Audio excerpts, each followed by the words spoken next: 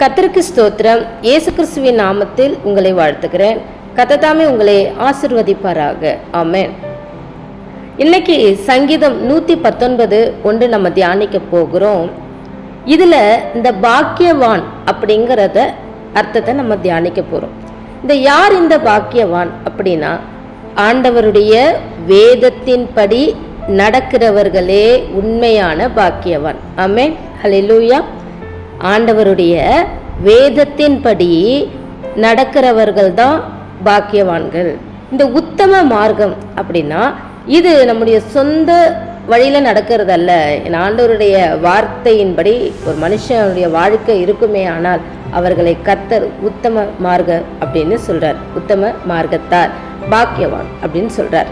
கர்த்தருக்கு ஸ்தோத்திரம். இந்த உலகத்துல நம்ம பார்த்தோம் அப்படின்னா பேரு புகழ், மனுஷங்க கொடுக்குற பட்டம் பதவி எல்லாம் எதுவுமே நிரந்தரம் அல்ல.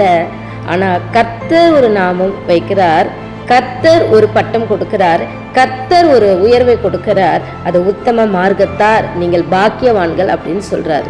இந்த உலக பொருட்கள் தருகிற எல்லா விதமான சந்தோஷமும் அது பர்மனெண்ட் கிடையாது, அது டெம்பரவரி, தற்காலிகமானது. ஆனா ஆண்டவருடைய வழியில நம்ம நடக்கும் பொழுது இந்த பாக்கியம் பரலோகம் வரைக்கும் நமக்கு கூட வருகிறதா இருக்கிறது. ஆமென். ஹல்லேலூயா.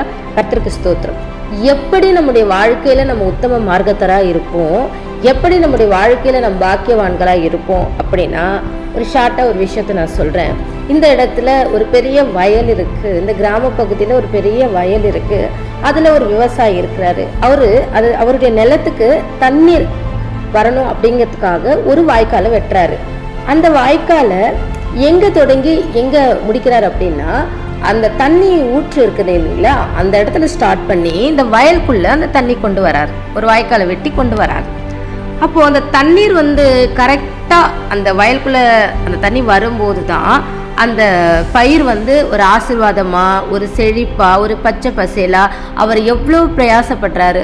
அந்த மண்ணை கொத்தி அதில் அந்த உரம் போடுறது, அந்த விதை விதைக்கிறது, அதுக்கு டெய்லி நீர் பாய்ச்சறதுன்னு சொல்லி அந்த தண்ணியெல்லாம் அழகாக கொண்டு வந்து அதில் விட்டு அதை பாதுகாக்கிறாரு. கர்த்தருக்கு ஸ்தோத்திரம். அதே போல தான் அந்த தண்ணி கரெக்டாக அந்த வயலில் போனால் மட்டும்தான் எப்படி அந்த வயல் பச்சை பசேலா நல்ல ஒரு செழிப்பாக இருக்குமோ, அதே மாதிரி ஆண்டவருடைய வார்த்தை வேத வசனம் அந்த தண்ணீர் நேரடியாக ஆண்டவருடைய இருதயத்திலிருந்து நமக்கு கிடைக்கிறதுனால, ஆண்டவருடைய வேத வார்த்தை மூலமா நமக்கு கிடைக்கிறதுனால நம்முடைய வாழ்க்கையும் அது செழிப்பாக ஆசீர்வாதமாக எல்லா வறட்சிகளும் போயிட்டு வேத வார்த்தைகளை நம்ம இருதயத்தில் ஆவியானவர் பதிச்சு வைக்கிறார் இல்லையா, விதையாக வைக்கிறார் இல்லையா, அது பலன் கொடுக்கணும் அப்படிங்கிறதுக்காக ஒவ்வொரு நாளும் வேத வசனத்தை நமக்கு அவர் பாய்ச்சி கொண்டே இருக்கிறார். ஆமென். ஹல்லேலூயா. இந்த பாதையை விட்டு விலகாமல் நாம் அதில் பயணம் செய்யும் பொழுது நம்முடைய ஆவிக்குரிய வாழ்க்கை செழிப்பாக இருக்கும்.